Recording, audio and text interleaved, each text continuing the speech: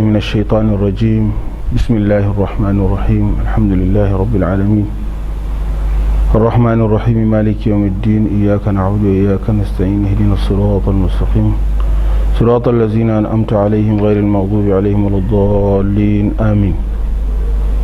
Viewers everywhere, you are welcome to yet another presentation of our lecture series that is all about enlightening the Muslims on their responsibilities, schedules, and how much they were advised strongly by the international eloquent scholar Sheikh Ibrahim in his book, the second volume, where he stresses the importance of leadership and the role of each leader and what leaders were made to do as part of their roles. However, we are here today again to give on the enormous challenges, that is, what should be the responsibility and how much serious that responsibility will be neglected or suffered. If we made mention of the positions, the different hierarchy ranging from the Al-Imam, Al-Azam, who is the Amir or the leader, down to the commissioners and the Hizbah group, who are the law enforcement agencies, we believe that in most of the times when a leader is appointed or nominated, he will assume the office and he knows very well that he has certain things that he bears.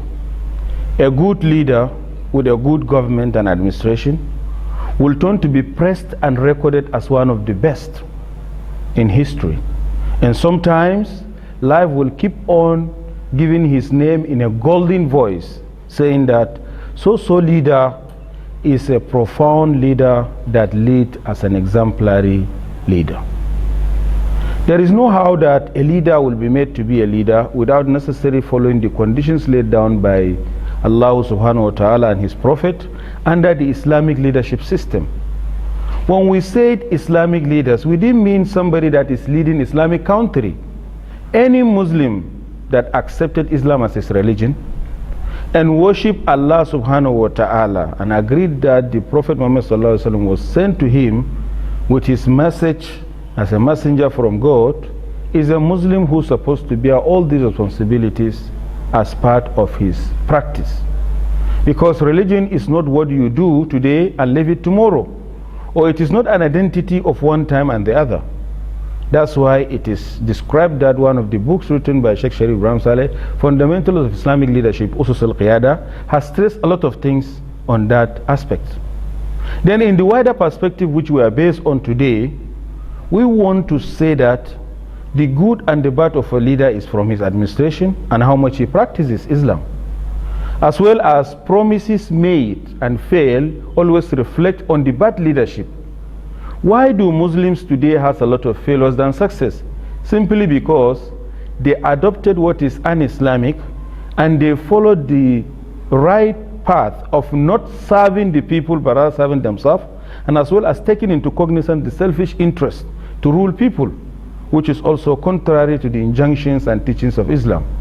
For instance, if somebody is made to be a leader, there are certain things that he was made compulsory to observe: protecting and defending the lives and properties of people, 1. Looking how much to improve the general welfare condition of the people, 2. 3. Keeping promises and working towards selflessly to protect the less privileged in the society, 4. Maintaining and sustaining the finances as well as using the finances plus the general resources, serving as the main income of the country in the interest of the entire people, not only Muslims this time around. So how many of our leaders who will cast their mind back when they found themselves in any electioneering position that, oh, I was one time in one of the villages, when the villagers or the rural lustrous came to me, in one of the presentations they made and tabled before me is the water supply, of which they have cried bitterly and said to me that We lack a good potable drinking water in our village. We are ready, we are going to give you your vote. All the vote is yours. We agree that you are even our leader today. We don't even need to wait for the election time.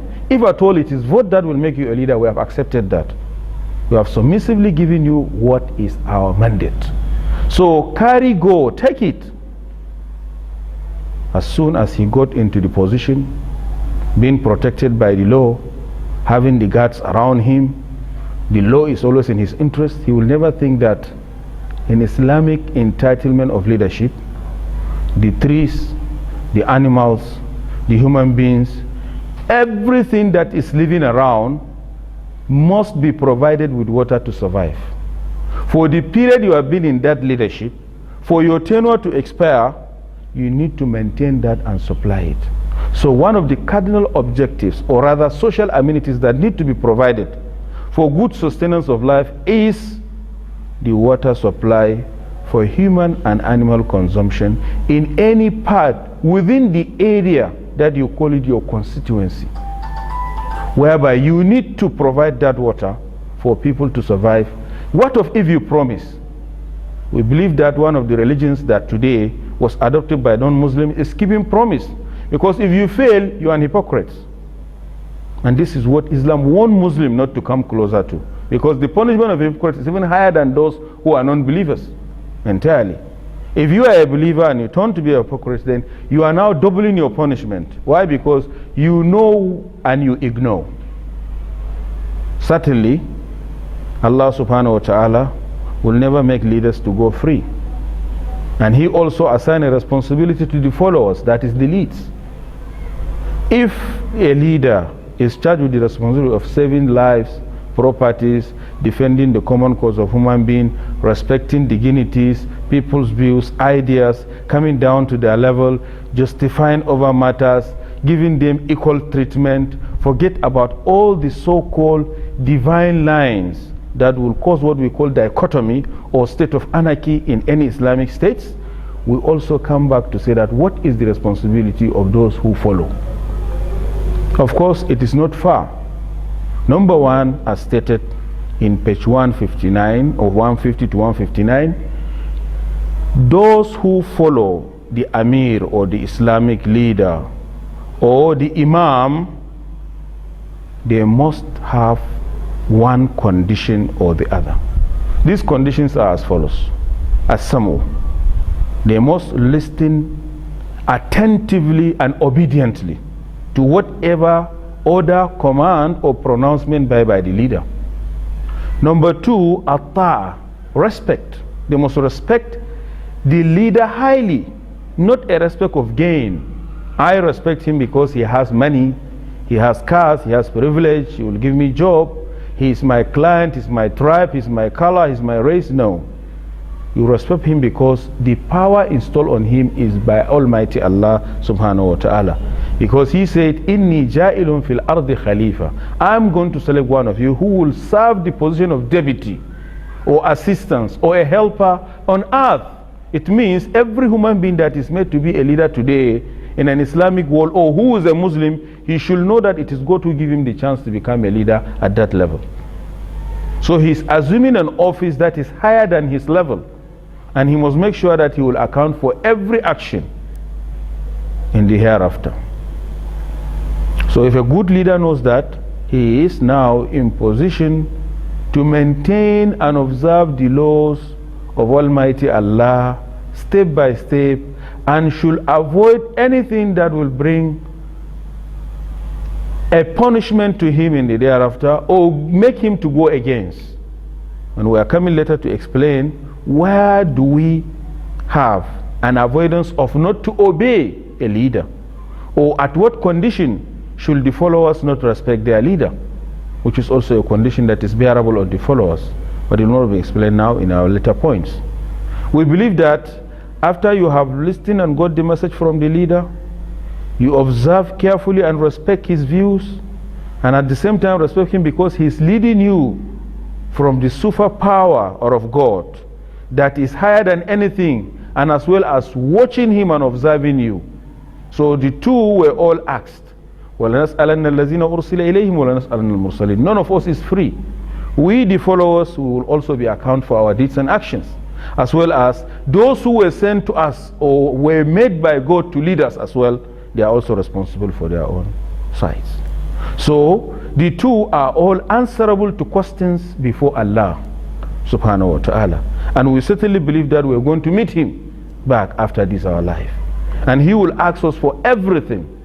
So our cassette will be reviewed to us live, and God misses nothing.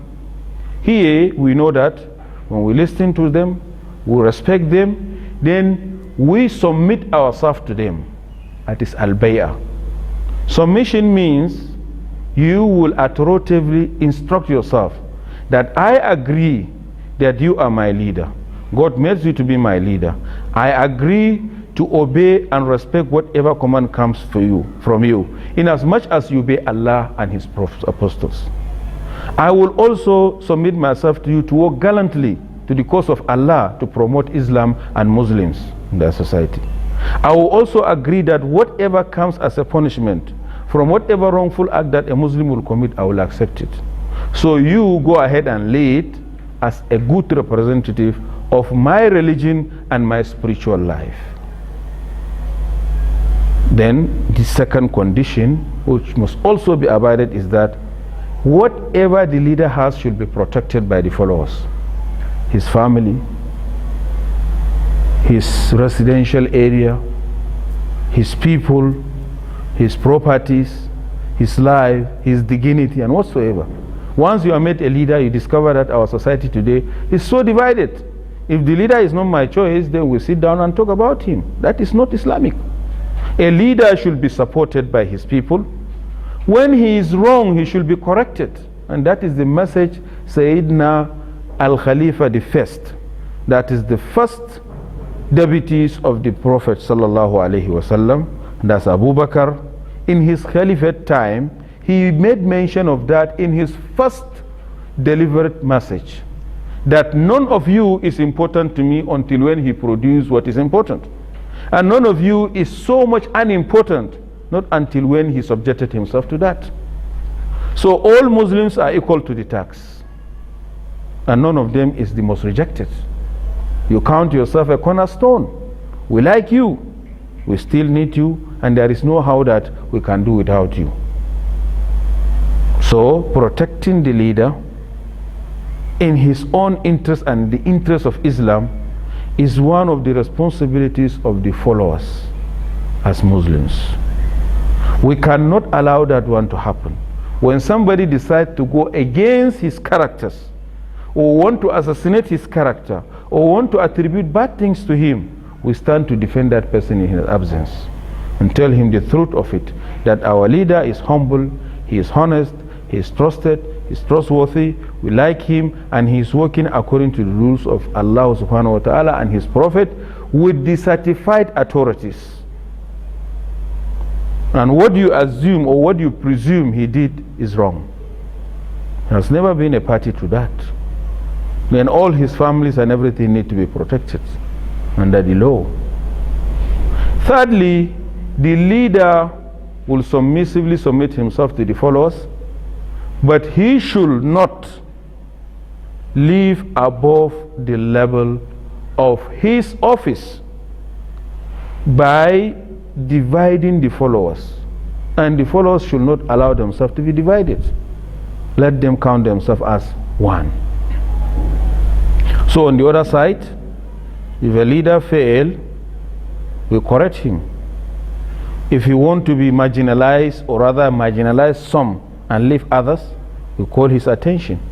If he considers the majority and leave the minority, he needs to be corrected. If he moves ahead and create the dichotomy or division among Muslims, Muslims should not accept that as follows. Tell him that we are all one and we are all under you. You are free to rule, you are free to set your messages, you are free to give your directives and commands, and we are ever ready to obey. And not to give some the priority and reject others on personal ground or selfish interest or for any reason as it is. today. You discover that some are more important than others. That is an injustice. So followers should not accept that.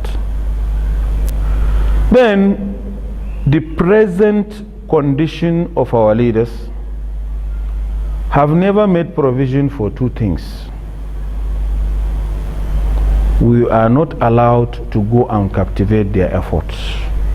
Whatever the leader is doing, we have a set of people, we have the shura, we have the parliaments, we have the other functionaries in the respective hierarchy of Islamic leadership who will talk to the leader. An ordinary one should not talk, because that will lead to what we call we are going to lose our power. Islam is always calling for unity and not for divisions or subdivisions as well. We remain one, we remain loyal, we remain obedient, we remain listening ears to whatever will come from our leaders. Where we are not allowed to obey our leader is in one condition. If the leader did not accept the rule of Allah subhanahu wa ta'ala and his prophet Muhammad sallallahu alayhi wasallam, he will not have our loyalty. He will not have our submission. He will not have our interest. And then we will stand to what? Reject whatever command from him. But it is not a revolution. It is not aggressive. It is not in return of opposition, as the case in present democracy now. We will submit our own ideas through our representative humbly and respectfully, through a good manner, with all suggestions and advices, in order not to contradict the other injunction of Allah subhanahu wa ta'ala, who said that never argue and don't be divisible. Why? If you argue and have so many divisions and you are now divided, you certainly lose your power. When you lose your power, you will not be respected. When you will not be respected, you start killing each other, and that is the end of everything. And if you want to argue, he gave us one condition: do not argue. One, if at all you want to argue, then argue with those who also have holy books being sent by Allah through his apostles for them to understand. But that laws are no longer operant. Why? Because they were said to be what? Cleared or submerged to that of religion of Islam. And that whosoever believes in whatever religion before Islam should drop his own and submit himself to Islam. Why? Because Islam carries all and is ready to embrace all. So whatever you think is obtained in the Bible or in the other holy scriptures is also there in the Quran. And that the message of Muhammad sallallahu alayhi wasallam, being the last prophets, has carries all. That's why there are some concordance and relevance of what is obtained from the past stories of the apostles in the Bible is also reflected in the Quran. It means that one is supported and certified, as well as edited and produced in an authentic form, since no any other hands went into it to adulterate it. That is on the other part. What is an argument? An argument in Islamic perspective is allowed by any other person who feels he is learned or he has a reason for his thoughts, whereby if we can sit down and talk with any other person, he said, وَلَا تُجَادِلُوا أَهْلَ الْكِتَابِ إِلَّا بِالَّتِي هِيَ أَحْسَنُ. Do not argue with the people of the book, or those who have the books, divine books sent by Allah to them, إِلَّا بِالَّتِي هِيَ أَحْسَنُ, unless if you will do it in a harmony, in a respective way, in an orderly way, in an organized manner. Why? Because if you can't do it in an organized manner, nobody will listen to the other. Our leaders today capitalize on the simple argument between us. Since it is divide to rule, lest any other person goes with his own idea. So in the thoughts of our eloquent scholar, who's also known that he has an inquisitive research mind, decided to bring that for us to understand that argument is not in our interest, and it will make us to lose our power. And one of the submitted idea that all along his presentations, writings, documentation and the rest will be seen in his book, we believe that Sheikh Ibrahim Saleh have called Long Time for Unity. And he stresses and embraces that point on several occasions, that it is only through unity that we are going to achieve what we want to achieve. And know how the Islamic world will progress or continue making progresses without having unity, which will be supported by peace. That's why the focus of his book, some 40 years back, or almost 50, gave the reflection of what is obtained today in the Islamic world. That people should know that something is targeting and endangering their peace if care is not taken. And this thing is the extremist and extremism, the fundamentalism and its supporters, the call for disunity and argument. So the title of the book is Never Do This, or This is Targeting Your Peace and Your Endurance. So staying peaceful will no longer be our thoughts if we allow the people who don't know anything to captivate others' effort, return bat with bat, give blow to blow, prove others wrong and they are always right when they have no good reasons to back and support their ideas. So at-takfir is a good example of that. Not until 40 years later people came to see that, where is this book? How does these assertions were made by that scholar? How did he got that inquisitive research modalities whereby he predicted the consequences of what has happened? And that is a model of a good historian, because he has relevance of history to predict the future. When you study the history of the past, you will know what is obtained in the present, and then there is every tendency for you to predict. We are not saying that you must be 100% correct, but sometimes your assertions and your corrections in terms of contemplating of what is going to happen in the future may certainly be found. For instance, everybody knows that if you have less food in your store and you are expecting a low harvest in the farm plus the high increase in price of commodities, certainly the little income will not save. So you need to do what? Look for another sources of income in order to support yourself to live in good health, or else the shortages will seriously affect you, and that is on economical and social background. So Islam as a social science will also give the same measures by its philosophers and those who are versed in it. People wake up one day, they got the idea from one person. They did not read vast to know what are the possibilities, what are the relevance, and what are the contradictions. They believe in that and they took it straight to the streets.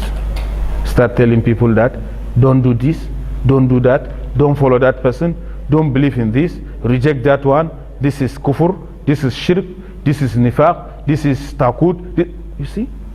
Name them, uncountable. What do they have at the end? They have the bad result.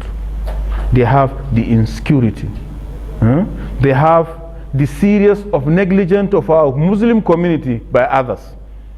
We cannot even go and live peacefully with people. Why? Because our image has been tarnished. Our name has been turned inside out. We are no longer the other trusted fellows that are known. We are now what? Weapons carriers, manslaughter committers, destroyers, bombers, and whatsoever. You will be checked and checked and checked.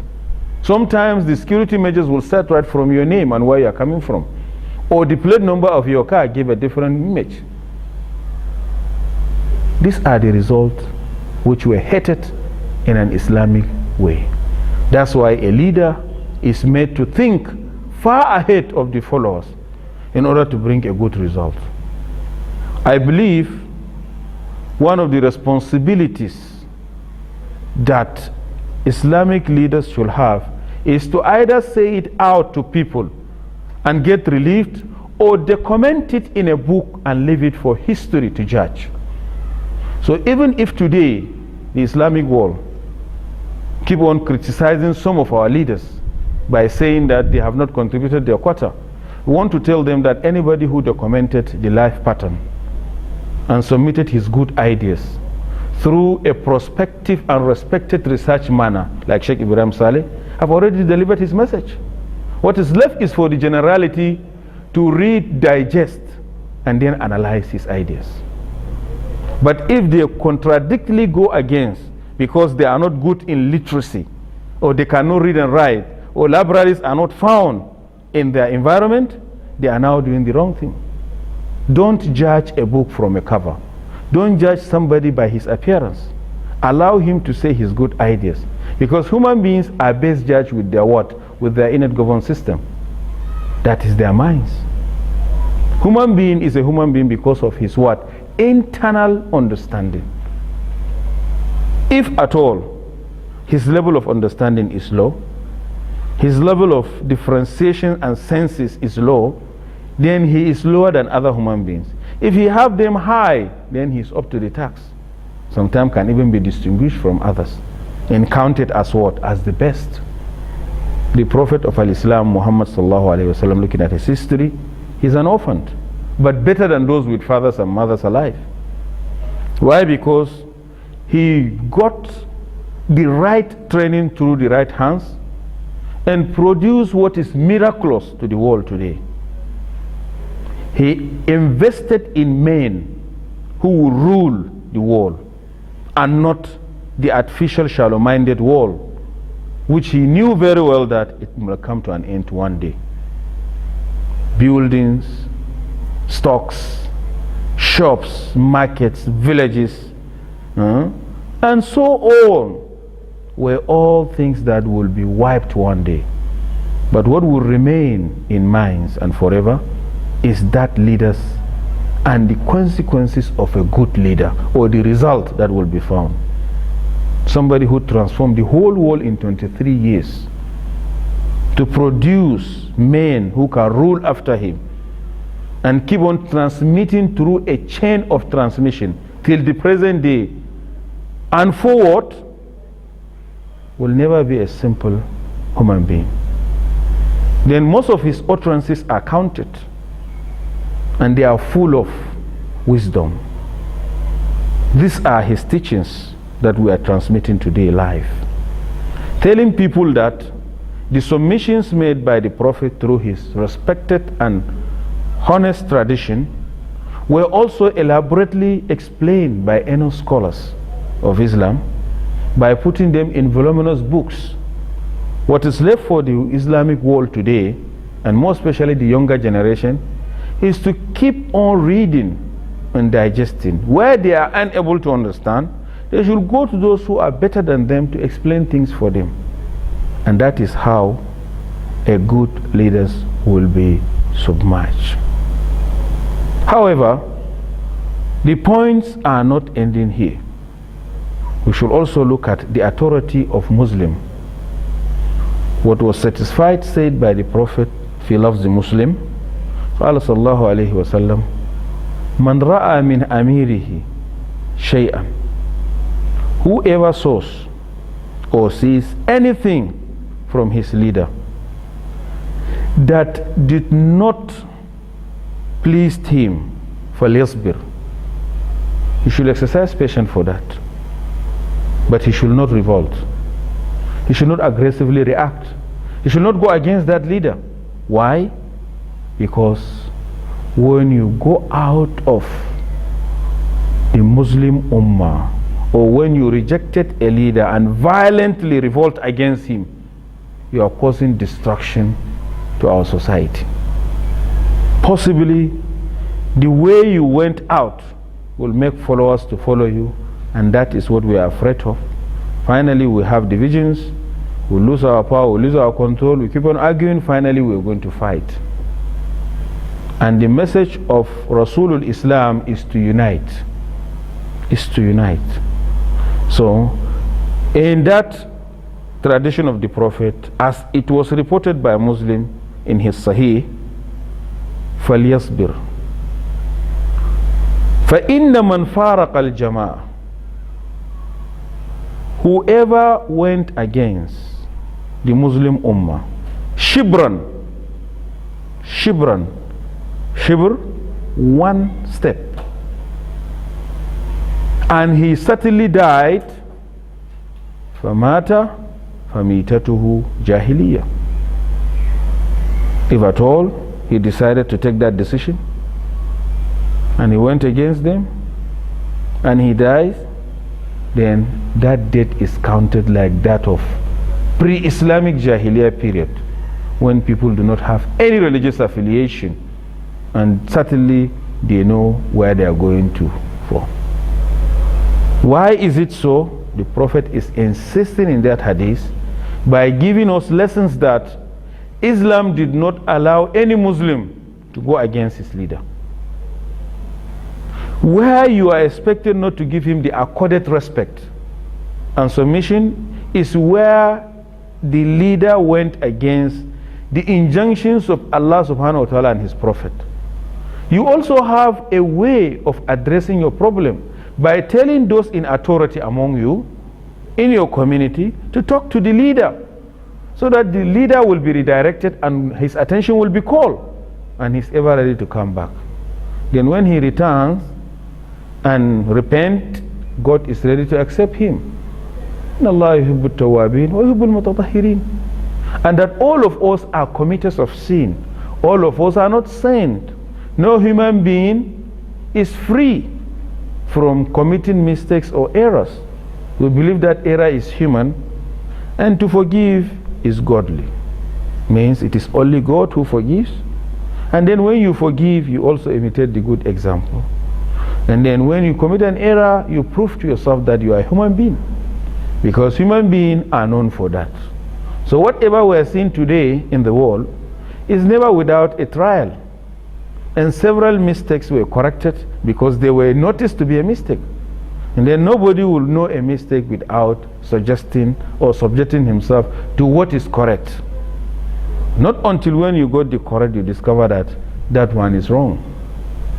So when we discover that this is wrong and the other one is right, let us take the right one. In another way, idfa billati hiya ahsan. That is in return to those who always want to what? Captivate the effort of some scholars or some good translators of the Holy Quran, or people who have some little misunderstanding or misconceptions.